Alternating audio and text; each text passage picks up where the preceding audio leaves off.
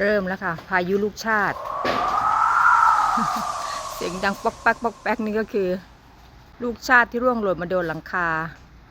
เมทัลชีทของเรานะคะพายุฤดูร้อนเลยช่วงนี้เมื่อกี้ดูพยากรณ์อากาศแวบๆอำเภอเมืองมุกดาหารโอกาสเกิดฝน 50% ความชื้น 44% ความเร็วลม 10 กิโลเมตรต่อชั่วโมง ขอเบาๆนะคะพระพิรุณโอ้ยห่วงแต่พายุลูกชาตินี่แหละดูสิเห็นไหมคุณผู้ชมเต็มต้นอยู่เนี่ยพอลมแรงเขาก็จะร่วงหล่น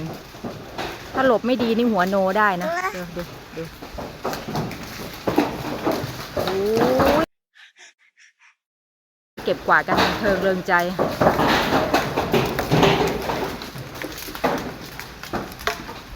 No!